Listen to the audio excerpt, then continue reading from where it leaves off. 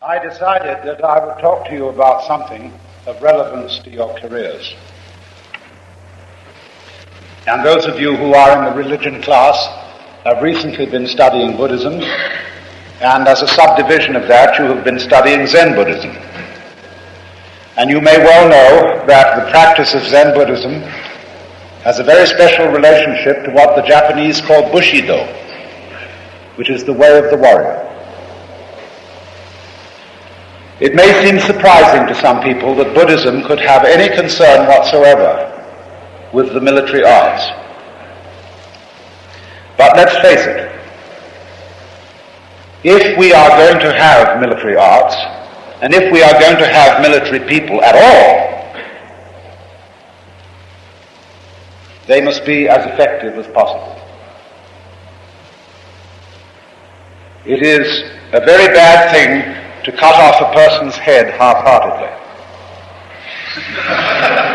To leave your enemy with a half-severed head is not gentlemanly at all. And therefore there has to be extreme swiftness of action. I was saying at lunch with our friends here that Germany lost 2 world wars because of the goose step. You should never hear a soldier coming.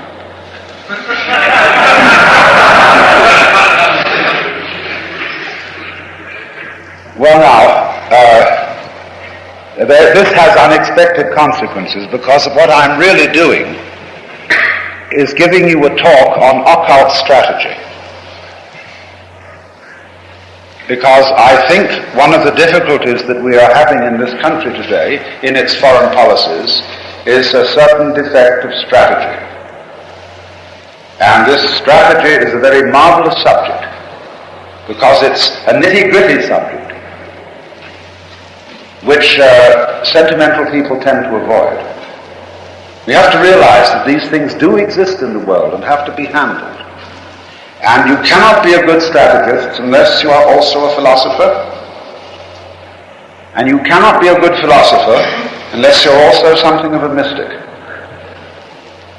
I know that's a sort of dirty word in intellectual circles, and I sometimes refer to mysticism as ecological awareness. Makes it a bit more respectable in the academic world. Now, for those of you who don't know what Zen is, I will just say briefly that it's a Sino-Japanese form of Buddhism which evolved in the Tang Dynasty, which was shortly after 700 AD.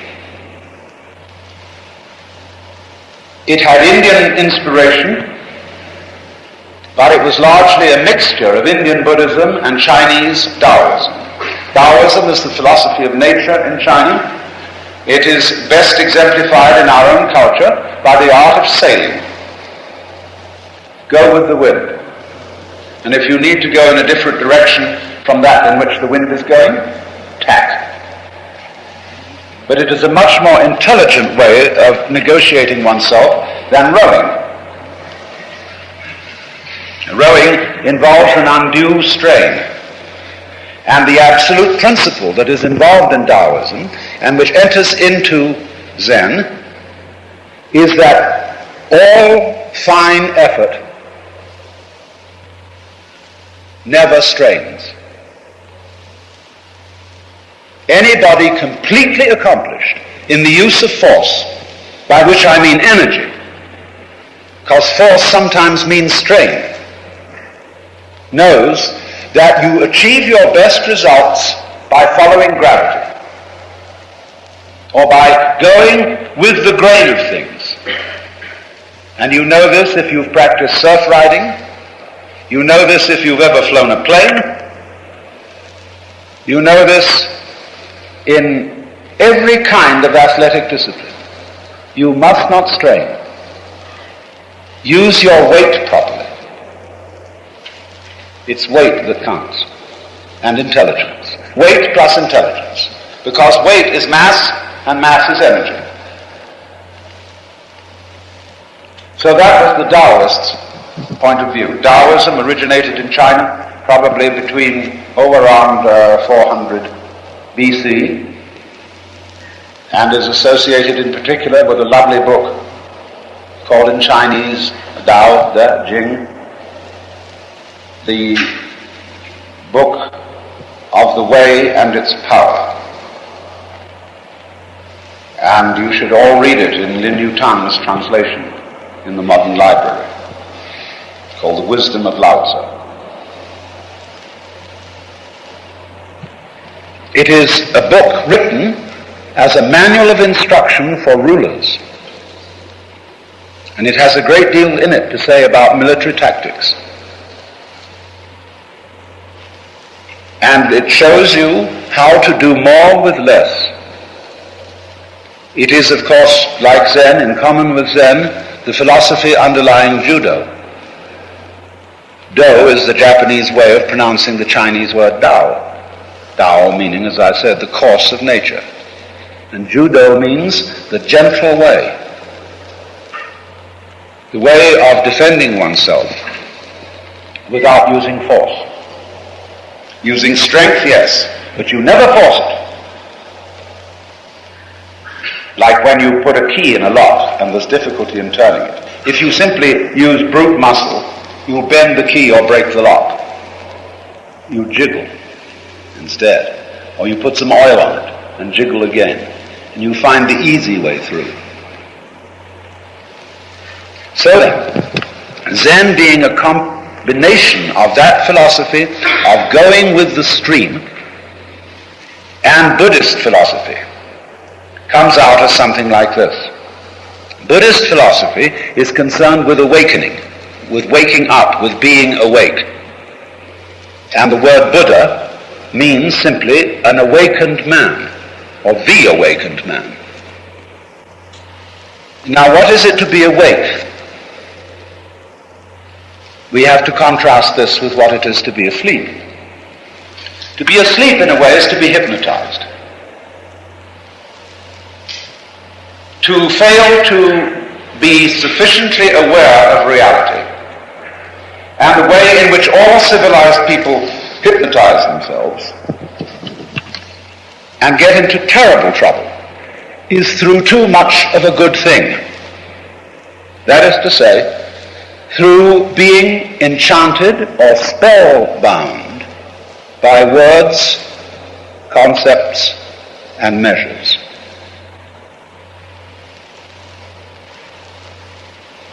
Which constitute a system of description of nature which we confuse with nature.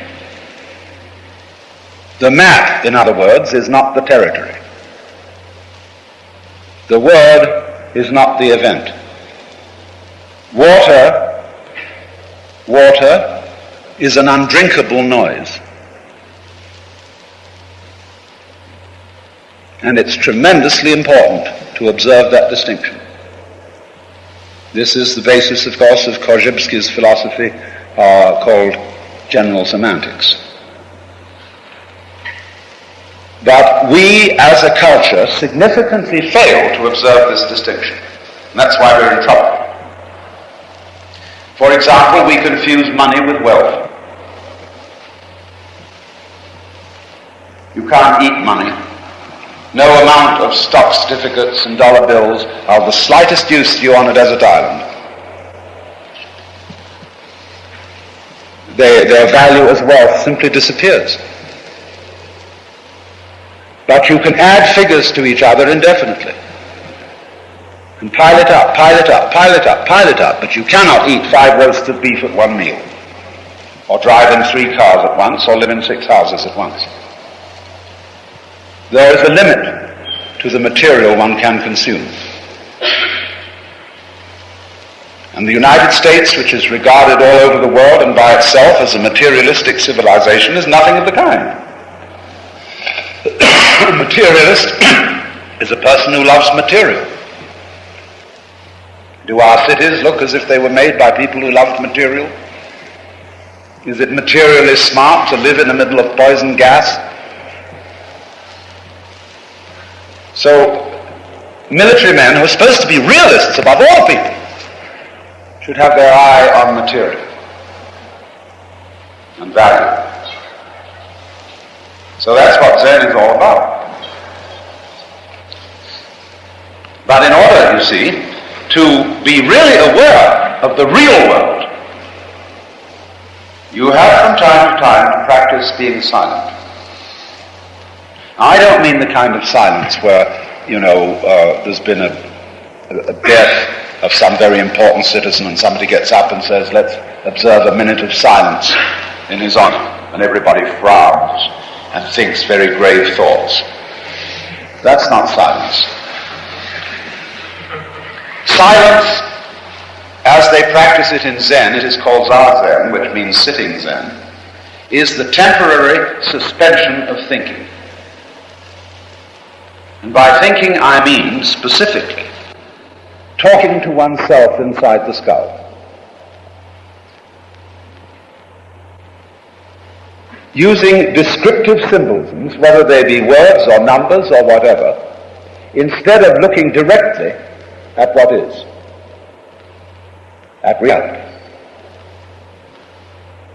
Because if I were to talk all the time, I would have nothing to talk about, because I wouldn't hear what you had to say.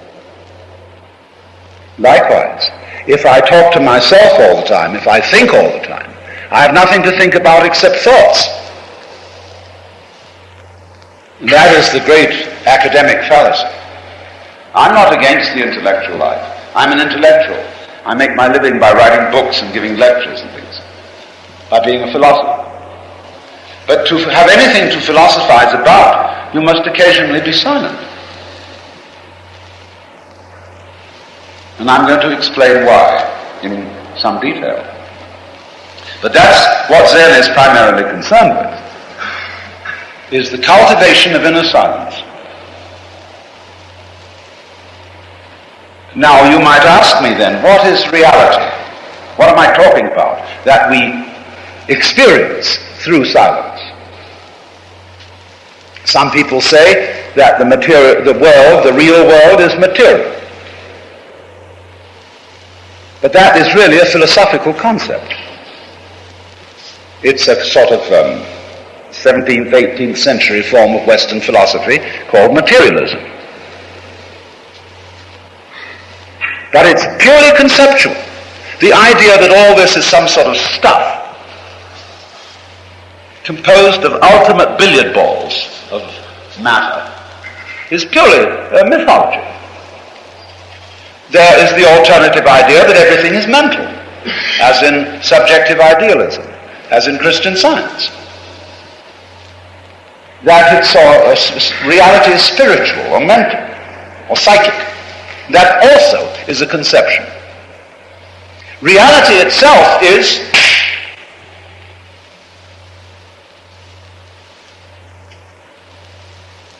you can say that is a clap, but it wasn't. Clap is a different noise from.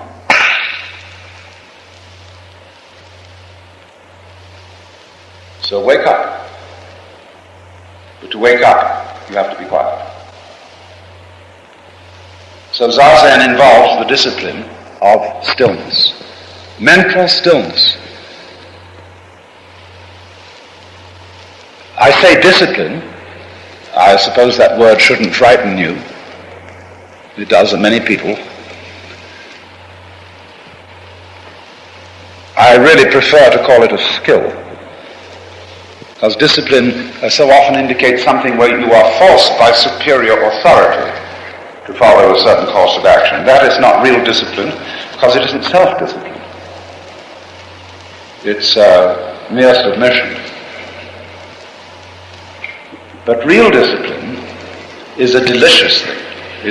You can't have any pleasure without discipline. You can't even get roaring drunk without the discipline of the distiller's art. So, there is no pleasure without discipline. You can't sail a boat without discipline. So, but it should be, all disciplines that are effectively followed are delightful. Obviously, you know this, if there's some form of athletics that you like to perform, if you like flying a plane, it's something extremely interesting to do. And that's why you devote attention to it and develop the skill and so on. So this discipline of interior silence is practiced by Zen students and has been so in Japan since the 12th century.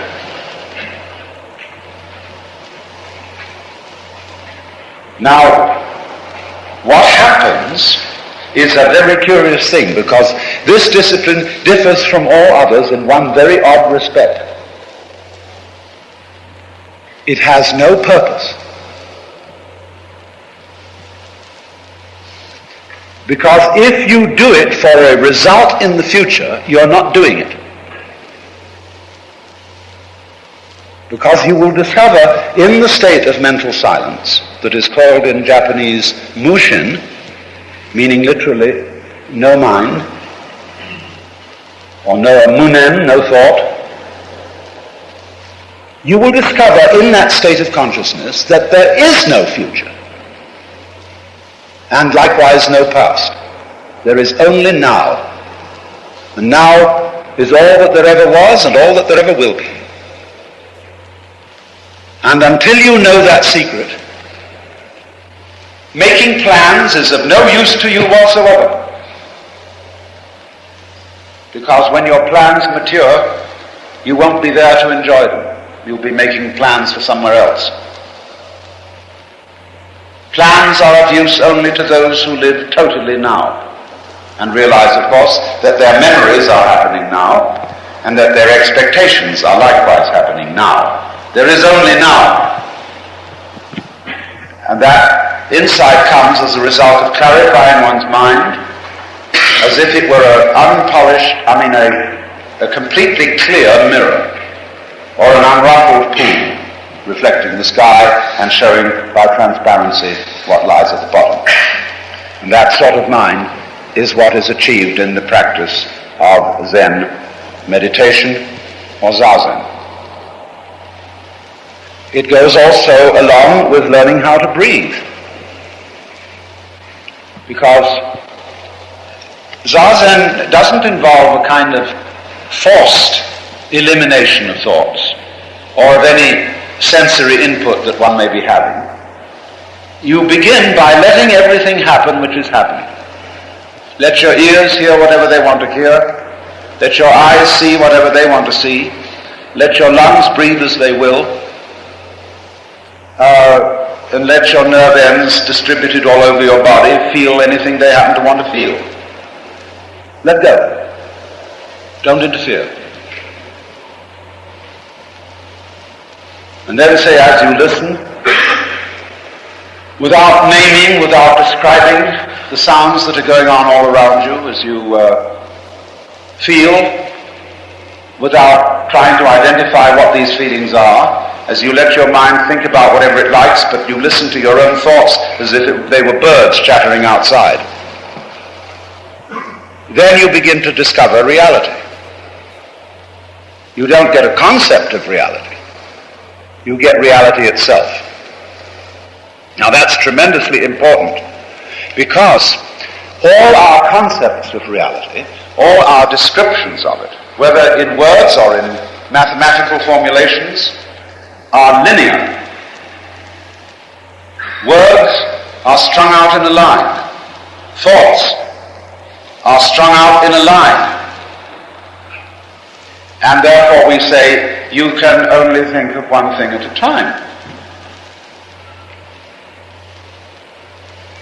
But to be effective in life, you must be able to think of innumerable things at once, or at least deal with them, but you cannot do that with linear thinking, because nature is non-linear. Nature is everything happening all together everywhere at once. To put it in scientific language, nature involves billions of variables. Whereas in thought, the average person cannot entertain more than 4 variables at once without using a pencil. We can comprehend the millions of variables, as in physics, by using statistical methods. But average human problems involve, say, 100,000 variables, maybe even 2,500. How can you think about 2,500 variables at once? But the point is, although your thinking systems cannot do this, your brain can. Your brain takes care of the organization of your body. Every single process of the human organism involves the nervous system. How do you grow your hair? How do you color your eyes? How do you make your glands secrete what they should? How do you beat your heart? How do you breathe? Incidentally, how do you manage to be conscious? Nobody knows, except a few neurologists, and they admit they know very little about it. That means the brain is smarter than the science of neurology. How do you open and close your hand? You say, I know how to open and close my hand, but you can't tell how it's done in words. But you can do it. And therefore what is necessary is the greater facilitation of the use of the nervous system. And we may miss that by paying too much attention to description. It may be much more important for us to neglect mathematics and physics a little bit. I don't think they should be thrown out of the window by any means. But they will get in our way, and we will make serious mistakes through technology if we do not study the spontaneous use of the brain and learn how to act spontaneously without any thinking. Now, this is where Zen comes in very strongly.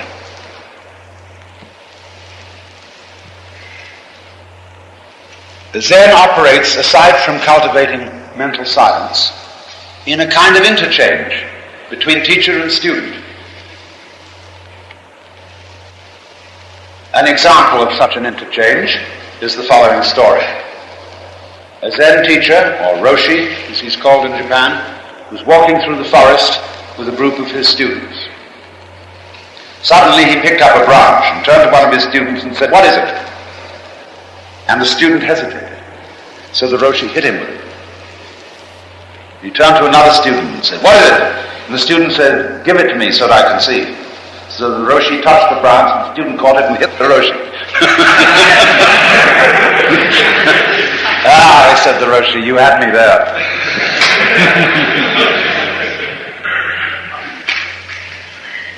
Another story that's like it is the teacher was entertaining 4 students to tea, 3 students, giving them tea. He pulled his fan out and tossed it to the first student and said, "What is it?" He said, "It's a fan." "Ah." Gave it to the next student. He opened it and fanned himself. "Not bad." And he turned it to the third student. The third student opened it, put a cookie on it, and handed it to the teacher. See, he had no fixed idea of it is a fan. The word, or this use only, it could become a tray. It was a magical object, you see. He could transform its use into many different things. And all inventive and creative people. Why they're inventive, why they're creative, is because they're not hung up on fixed definitions of what any form of life or reality may be. So then, as a result of that kind of insight, it became very valuable to the Japanese samurai to study it. First of all, they wanted to overcome the fear of death. And they found they couldn't frighten Zen teachers. Now, why not? Why are we afraid of death? Obviously because we're thinking about it all the time. Because we've been taught to be afraid of death. When we were babies, we had no fear of death. We didn't even know about it. And yet when we got sick, our parents and people came and wrung their hands over us. We were having a gas, enjoying some sort of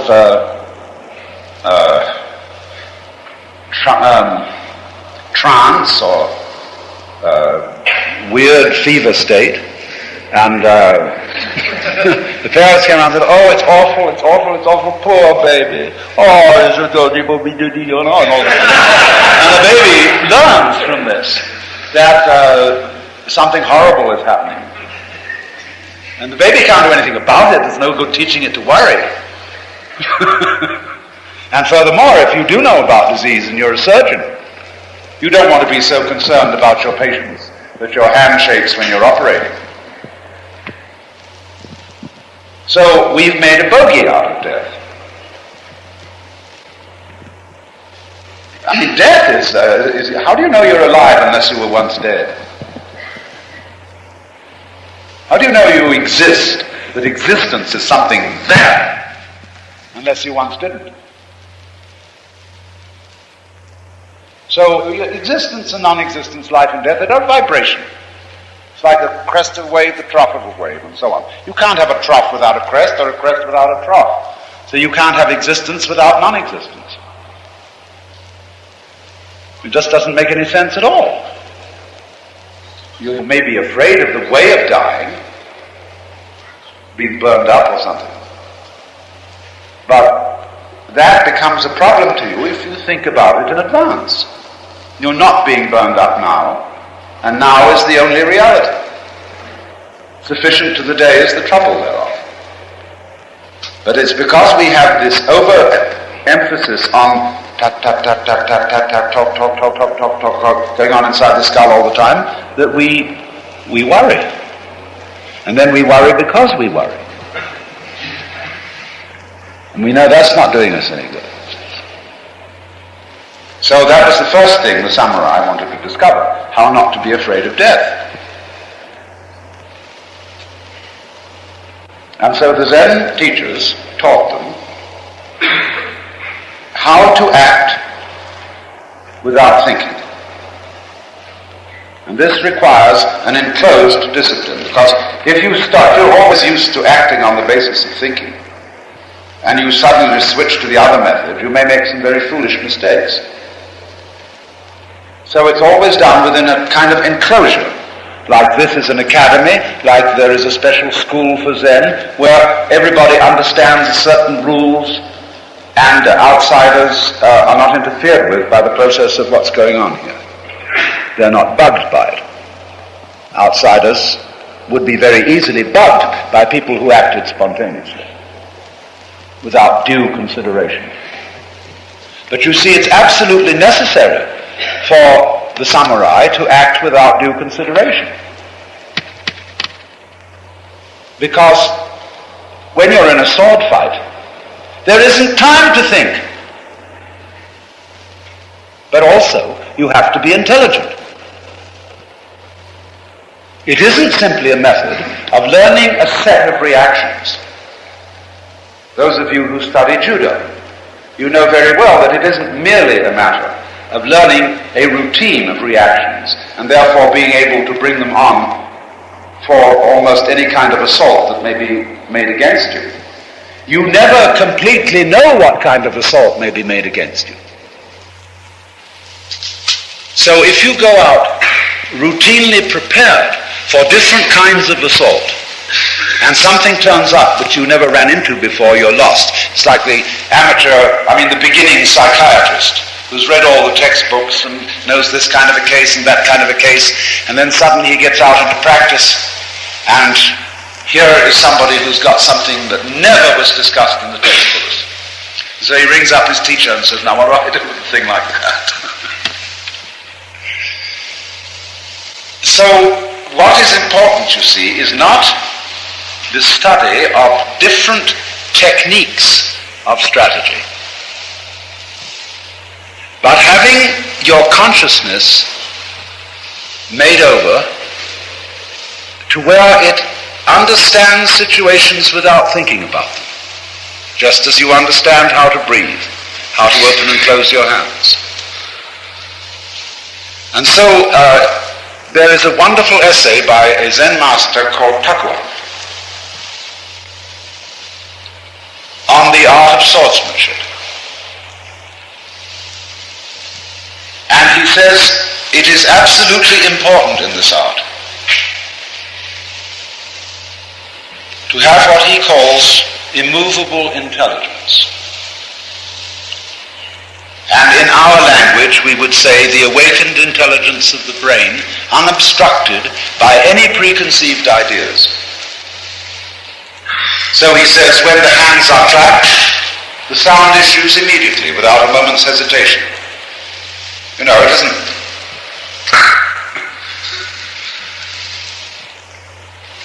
So when a flint is struck, the spark comes out instantly. Now he says this doesn't mean that you hurry, because hurrying itself is a block. You know how in psychology we use the term mental block, where you hesitate as to how something should be done, and our proverb says, he who hesitates is lost. Even though another proverb says, look before you leap. But that looking, you see, is not necessarily pondering. It is just using your eyes as the immediate sensor of the brain. And you move right into it.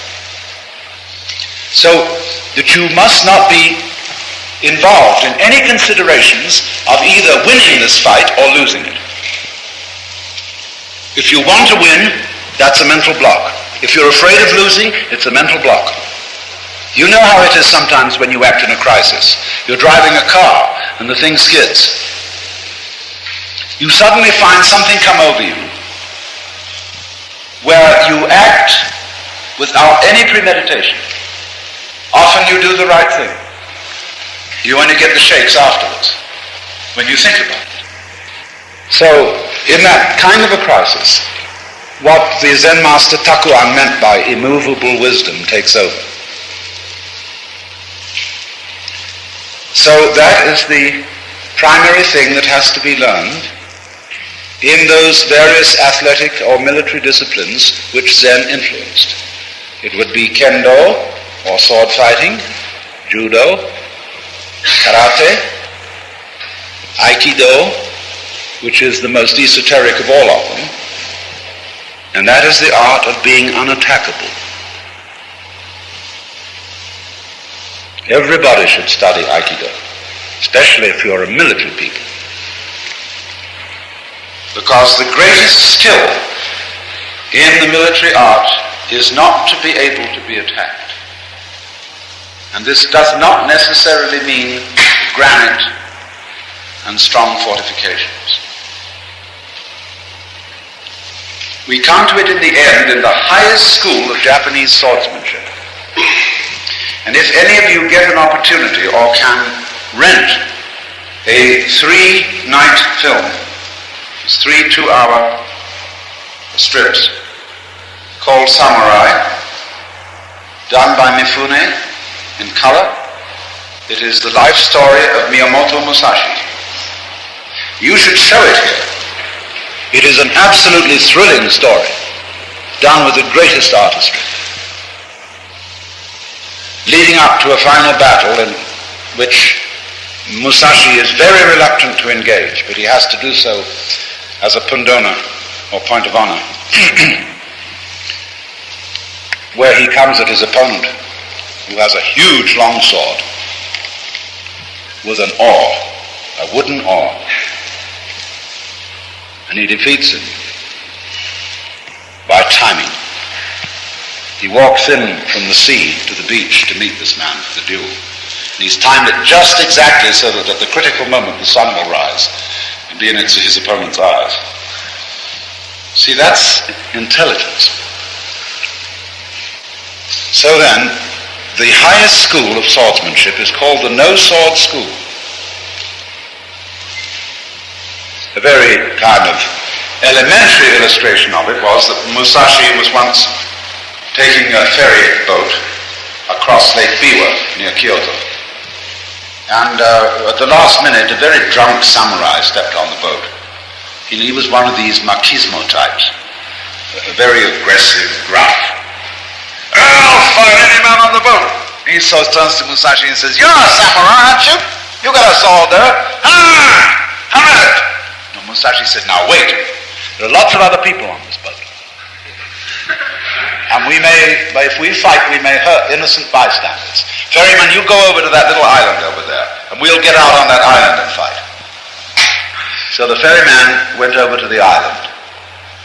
And this drunken fellow was all eager to fight, leapt out onto the island. Musashi grabbed the oar from the ferryman and pushed the boat away, left this man stranded on the island. That's the no-sword school.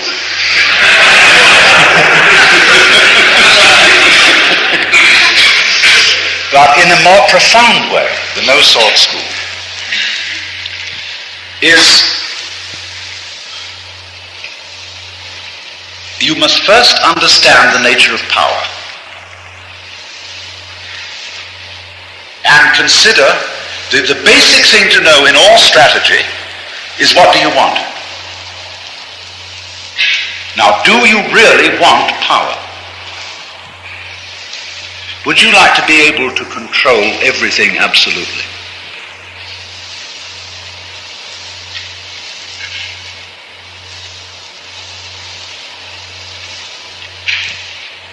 You know, it would be like making love to a plastic woman. No surprises. No life in it. So be very careful of the ideal of power.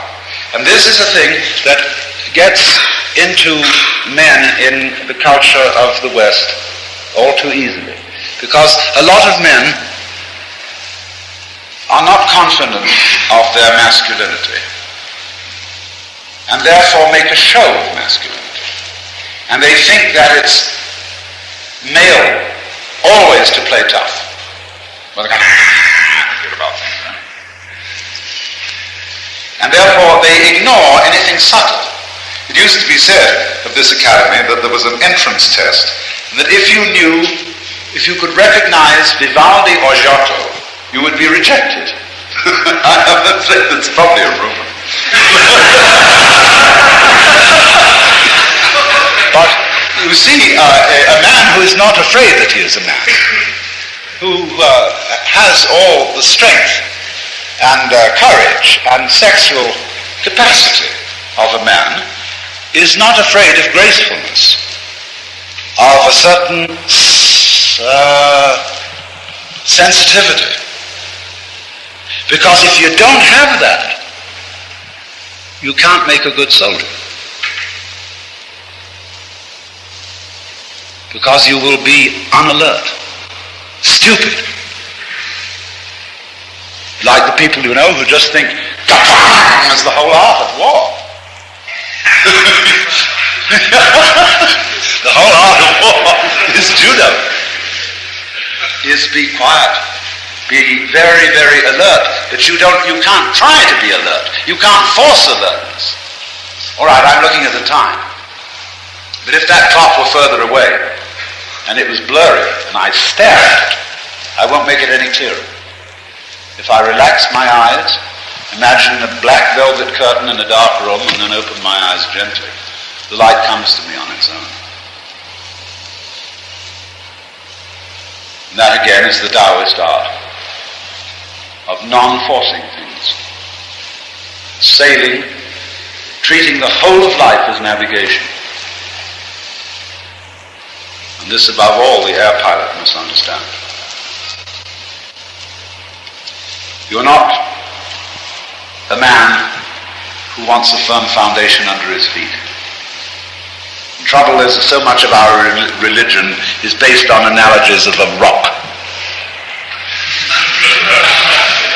We need firm ground to stand on. And people get narrow-minded. Because life is fluid. So the sailor understands better the way things are.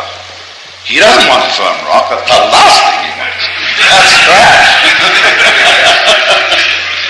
Even so, even more with the airman. You are working in a still more fluid thing, and you don't know which way is up sometimes. But you don't talk about up, you talk about out. Going out or coming in. Well, there's no up. Everybody's up is different. It depends where you stand on the globe. You find out eventually that you are on a spaceship already. It's called Earth. You don't need to go rushing off to the moon in rockets. Because that's again, sort of phallic symbol.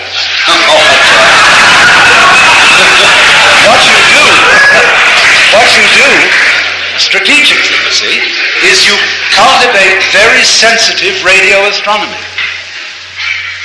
So that you'll never get to the nearest star in several lifetimes. You may establish a nice space station outside the Earth where you don't have atmosphere to bother the telescopes. That's okay. But the future of the knowledge of the universe lies in letting it come to us. It's again the Taoist principle. So in all those things you do, which seem on the surface to require brute force, see if you can use another technique. The story you know of the meeting of Richard I, the Lionheart King, with the Sultan. And Richard draws his enormous two-handed sword, and takes an iron bar and goes, breaks it. The Sultan draws his scimitar.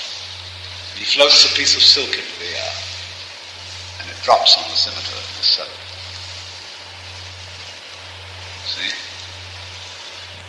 That made everybody very frightened. But that's the principle that underlies the Taoist doctrine of going with the stream and of not forcing it, and the Zen doctrine of getting to reality, which is always now, and which you can comprehend without always having to figure it out in words.